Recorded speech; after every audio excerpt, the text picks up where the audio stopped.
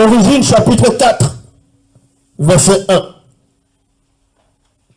Il arriva bien plus tard que Mouto s'unit à Moto. Parce que c'est la femme qui doit venir. Bon, ça doit être dans les questions-réponses si vous voulez. Il arriva bien plus tard que Mouto s'unit à Moto.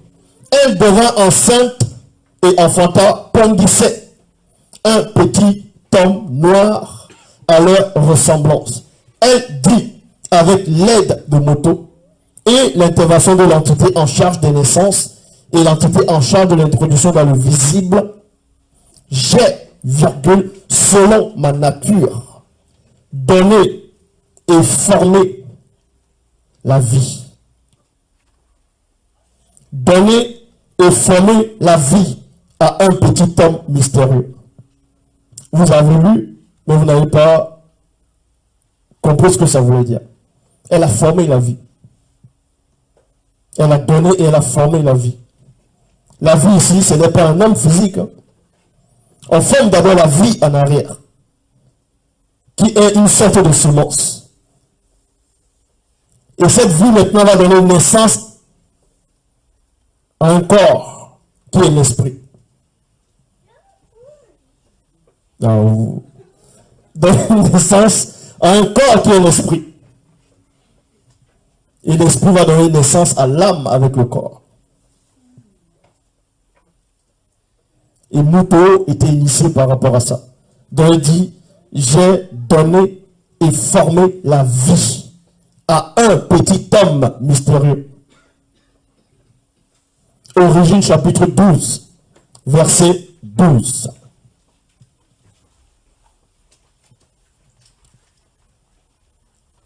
Là, c'est par rapport au temps du patriarche.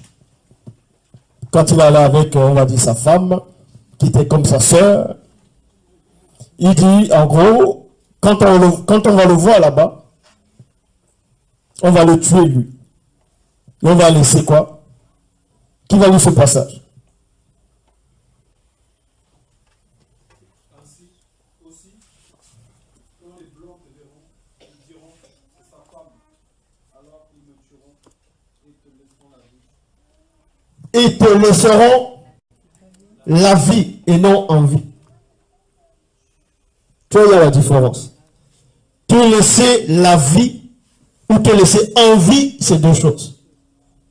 Et te laisseront la vie. Parce que la vie, ça s'enlève. On enlève d'abord la vie dans l'esprit.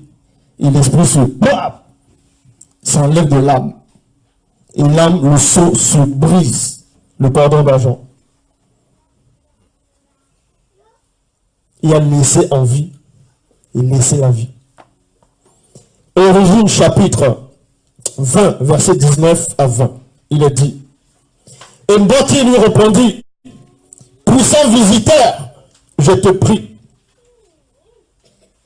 Verset 20. Voici, j'ai trouvé grâce à tes yeux.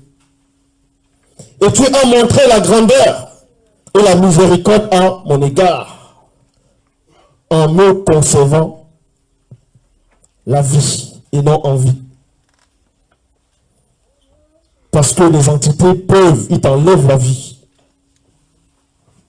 Et ça veut dire, si tu enlèves la vie, l'esprit n'a plus de semence. Donc l'esprit va faire quoi? Elle se détache de l'âme. Et repart dans le lieu initial. Parce qu'il n'y a pas la vie dedans. C'est pour ça que Doublissé n'est pas mort. Parce que la vie est restée. Mais on va entrer plus tard. Si le roi le permet. 2 Rois, chapitre 2, verset 6, donc King, toujours dans la Bible. Là, c'était à l'époque où on avait envoyé des soldats pour récupérer Bé. Il y a eu le feu qui est descendu, ça a consumé. Dans 2 Rois, chapitre 2, verset 6, King et Béba. 2 Rois, chapitre 2, verset 6, il est dit, je sais qu'un feu conscient est descendu du ciel et a exterminé les 2 premiers officiers et les hommes. Mais, je t'en prie, mais, je t'en supplie, épargne ma vie. Épargne ma vie. Il n'a pas dit épargne-moi, mais épargne ma vie. Ça veut dire que cet homme-là savait qu'il avait la vie. Il avait un corps physique, il avait une âme, dans un corps astral, il avait un corps spirituel, et dans le corps spirituel, il y a la semence, c'est la vie. Donc il dit, épargne-moi cette vie-là, parce que eux, ils étaient initiés, c'est non initiés par rapport à ça. Deutéronome chapitre 16, verset 5, page 134. Page 134. Ce que je venais de lui dire,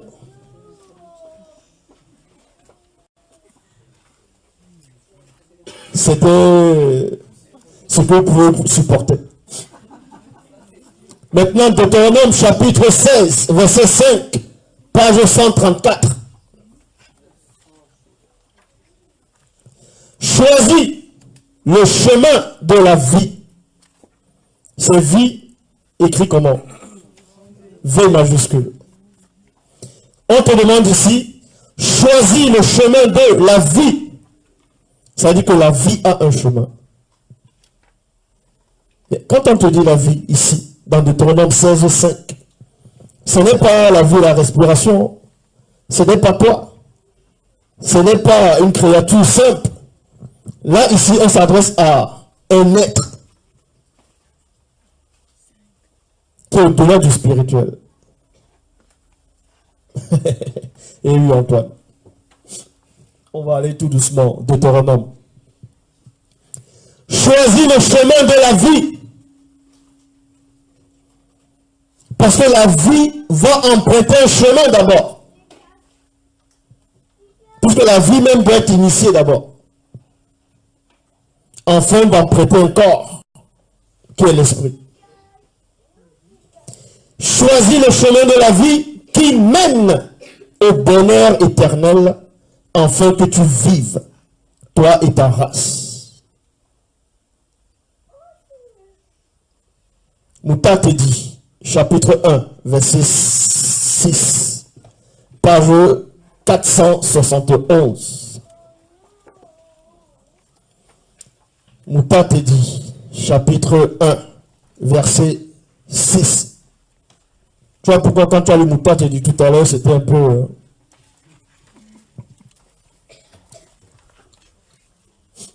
L'Oba, par la manifestation de sa volonté, a donné l'être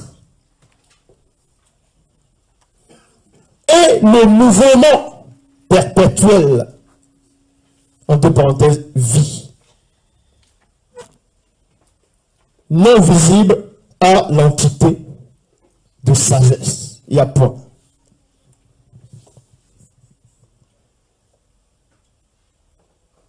Qui peut m'expliquer ce que ça veut dire ici?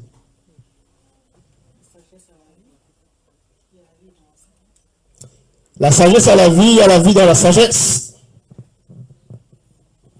L'Oba, par la manifestation de sa volonté, a donné l'être et le mouvement perpétuel. Vie.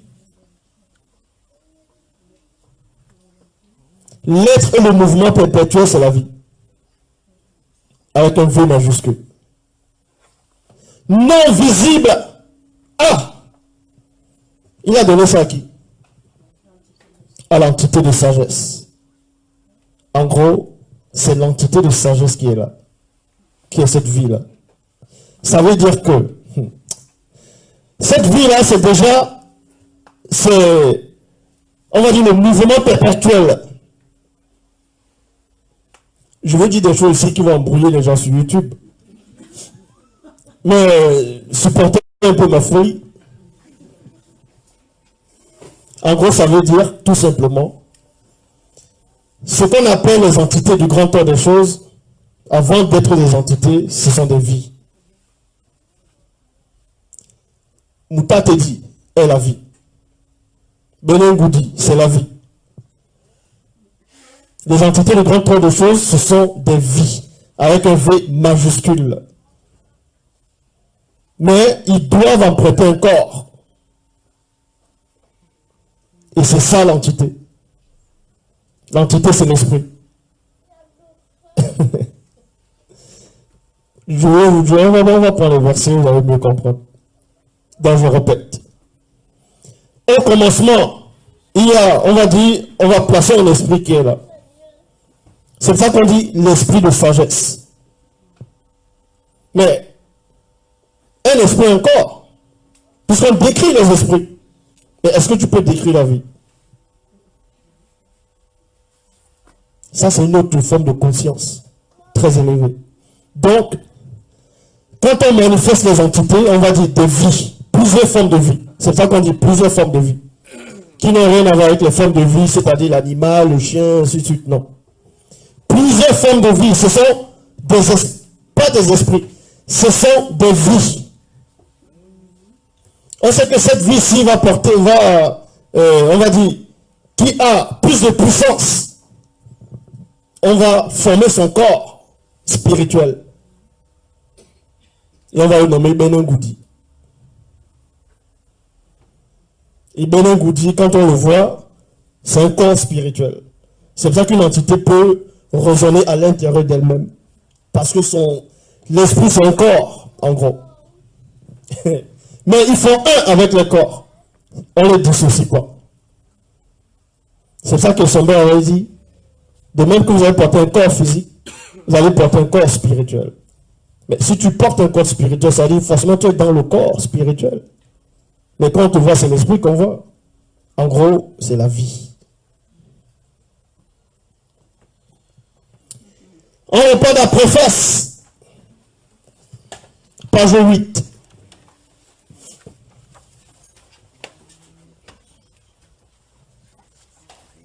La vie porte un corps. Et son corps, c'est l'esprit.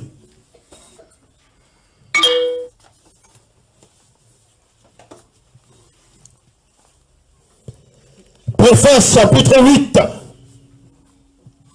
Au cours des années antidiluviennes, d'innombrables sont des manifestations de formes de vie. C'est ce que je suis en train d'expliquer. On n'a pas dit manifestation de forme d'esprit ou forme d'entité. Manifestation de forme de vie dont nous en avons entendu parler. Ils ont entendu parler, mais ils n'ont pas compris. Parce qu'on ne peut pas décrire ces esprits-là. En gros, ces vies-là. Parmi toutes ces formes de vie, il en est une unique. Dans... Ah, vous n'êtes pas concentré.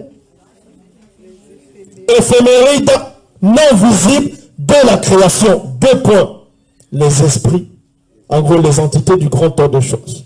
Ce sont elles qui sont ces formes de vie. En gros, ici, après 2 points, pas des entités, ça veut dire qu'elles ont porté des corps. Elles sont devenues esprits.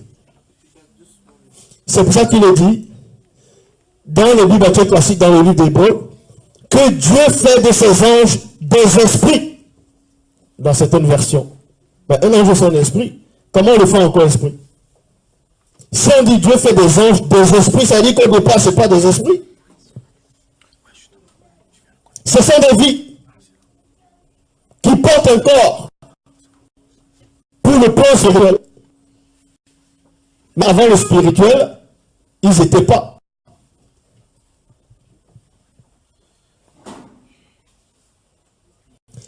Attester que ces entités du grand ordre de choses se sont manifestées aux confins du temps serait une antiphrase.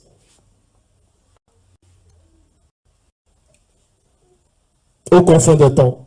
S'ils ont eu le début à cet instant, c'est l'antiphrase. Parce qu'ils n'ont pas eu le début à cet instant-là. Car en cette antériorité, le temps n'était pas manifesté encore tel que nous le concevons dans le visible.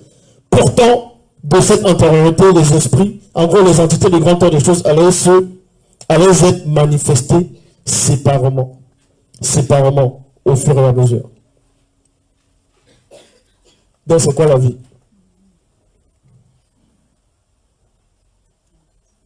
C'est quoi la vie? On voit des mouettes, il y a un petit chien qui passe là. C'est pas la vie. Comment? Oui, c'est un être vivant. On va dire comme ça dans le visible.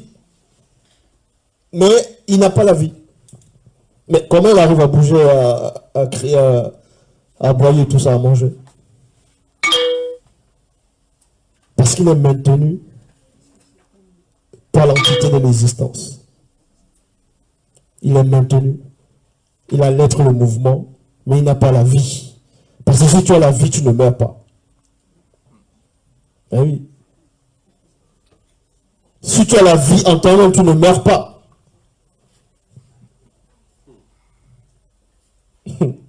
La vie ne peut pas mourir.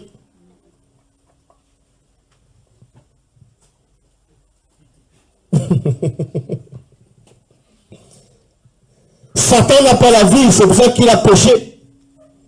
C'est pour ça qu'il est ce qu'il est. Les démons n'ont pas de vie, ils sont maintenus à l'existence. Tu meurs parce que tu n'as pas la vie. Comment se fait-il que Koudoumane est mort physiquement alors qu'on te dit qu'il est le prince de la vie?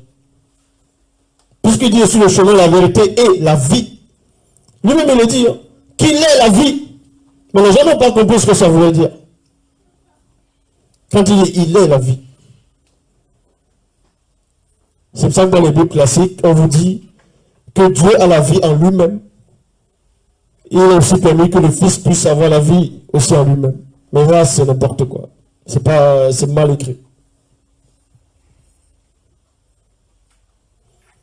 Origine, chapitre 3, verset 23. Page 23. Plutôt, Origine, chapitre 3, verset 22, page 23. Nous pas te dit, c'est-à-dire l'entité, se dit en lui-même. Bon, se dit en elle-même, mais ici c'est Mouta te dit, se dit en lui-même. En lui. Se dit en. En, ça veut dire quoi? À l'intérieur. Mais si tu es esprit, et que tu as les yeux, forcément, tu es esprit partout, même à l'intérieur de toi, tu es esprit. Tu peux plus te permettre de dire en toi-même, vu que tu es déjà suffisant, tu es déjà complet. C'est-à-dire qu'il y a un autre lui qui est la vie, qui porte le corps que tu vois en tant qu'entité.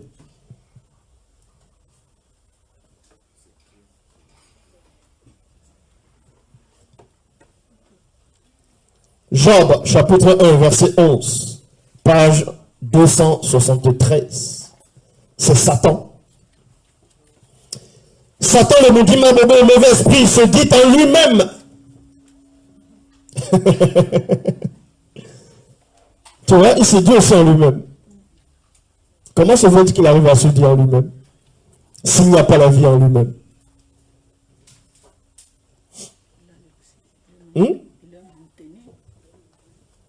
C'est le même principe aussi. Parce que de même que vous êtes conscient qu'il a existé en tant que chérubin et qu'il faisait le bien au départ, c'est pour ça qu'il arrive encore à se dire en lui-même. À la grande consommation, il y aura plus cette notion dans lui-même. Que celui qui a des oreilles, la compréhension pour comprendre.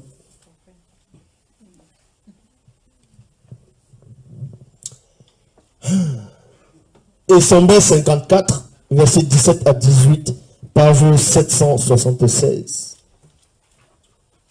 Il est dit,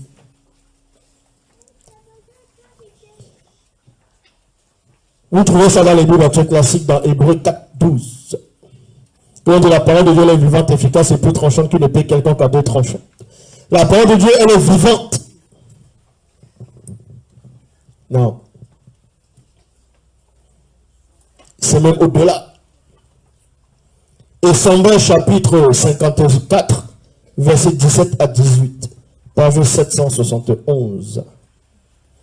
Car dans le verbe de l'Oba réside aussi le mystère de la vie.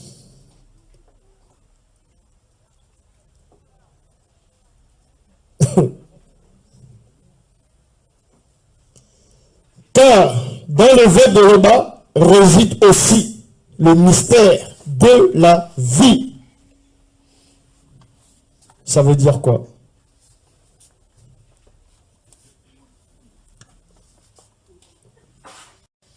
Ça veut dire que le verbe de Loba est au-delà du vivant.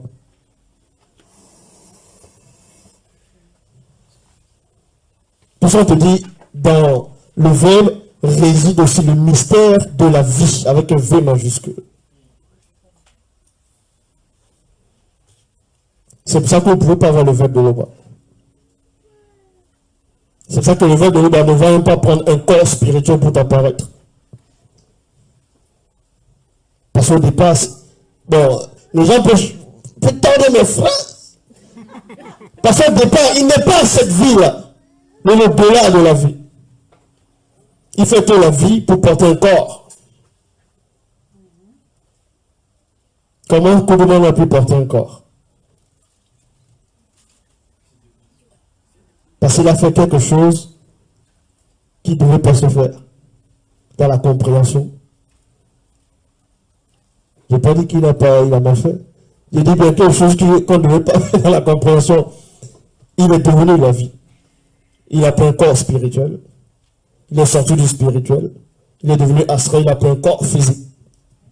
Il te montre les étapes. Parce qu'il a connu le dépouillement. Dépouiller, c'est tu enlèves ça.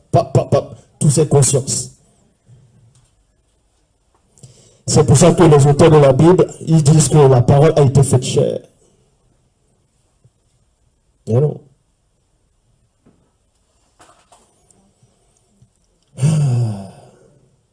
Car dans le verbe de Loba, c'est dans à l'intérieur. Donc, expliquez-moi alors. Avant le verbe, il y a la manifestation de la volonté. La manifestation de la volonté va manifester le verbe. Et quand on manifeste le verbe, est-ce que ça veut dire c'est la vie? Là, il n'y avait pas encore la vie, c'est pas la vie ça. La vie, ça arrive bien plus tard. Là, c'est notre conscience. C'est ça qu'on dit la manifestation de la volonté. Manifestation. Fou, quelque chose qui se manifeste. Le fait de se manifester, il y a déjà un passage. Il y a déjà une manifestation. Et cette manifestation, ce n'est pas la vie. C'est pour ça qu'il est dit Loba est hors de la vie et de la mort. En gros, si vous voulez réellement connaître et comprendre, c'est quoi la vie éternelle? Je le dis, et ceux de YouTube pour regarder, vous pouvez crier, c'est votre problème. C'est quoi la vie éternelle? Ou bien, c'est qui la vie éternelle? Benin Goudi est la vie éternelle. Les entités du grand temps des choses sont des vies éternelles. C'est ça qu'on dit que celui qui fait le bien et qui est sauvé aura la vie éternelle. Ça veut dire il va porter un corps glorieux. C'est-à-dire il devient la vie. Et il est éternel. Ben oui, c'est la vie éternelle. Une vie qui ne meurt pas. Vous n'avez pas compris. Hein? Donc en gros, le but, le corps glorieux, c'est quoi? C'est d'avoir la nature des entités du grand temps des choses. C'est vrai qu'il est précisé d'être comme et avoir la nature. La nature, c'est quoi? C'est les natures propres à l'intérieur, c'est la vie. Ce sont des vies.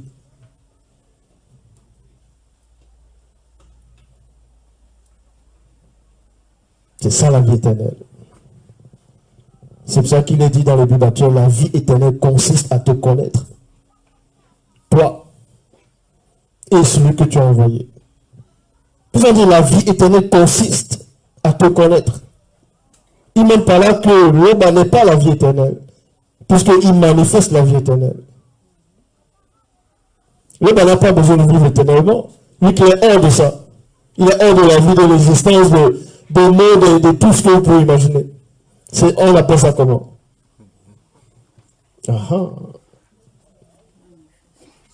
C'est pour ça que les entités du grand temps des choses ne peuvent pas mourir.